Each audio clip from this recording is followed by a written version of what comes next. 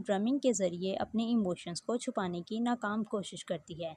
लेकिन एक दिन उसके यूनिवर्स में एक अजीब विलन आता है, वल्चर, जो किसी और यूनिवर्स से गिरा था। एक अलग ही यूनिवर्स का स्पाइडर विलन। ग्वेन उससे लड़ती है, लेकिन तभी एक डायमेंशनल पोर्टल खुलता है और कुछ नए स्पाइडर पीपल उसके सामने आते हैं। मिगल ओहारा स्पाइडरमैन 2099 और जेसिका ड्रियो स्पाइडर वुमेन, ये दोनों स्पाइडर सोसाइटी से आते हैं, एक मल्टीवर्स टीम जिसका काम है हर रियलिटी को स्टेबल रखना। ग्वेन उनके साथ चली जाती है, अपने यूनिवर्स और अपने फादर को पीछे छोड़कर। वो उनके साथ उनकी हेल्प करने के लिए जाती है। सीन चेंज होता है और हम चलते हैं अर्थ 1610 में, माइल्स मोरालेस के यूनिवर्स में। माइल्स अब एक स्किल्ड स्पाइडरमैन बन चुका है, लेकिन अब भी एक कंफ्यूज टीनेजर है।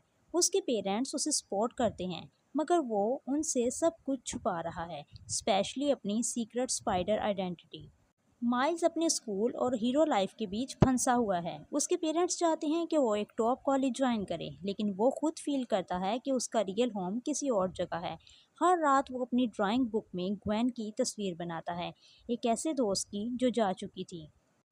फिर एक दिन जब वो एक पैटी विलन द स्पोर्ट से लड़ता है, एक फनी लुकिंग वाइट बॉडी वाला साइंटिस्ट जिसके बदन पर ब्लैक होल्स बने हुए हैं, तो शुरू में वो मजाक लगता है, लेकिन बाद में हमें पता चलता है कि ये स्पोर्ट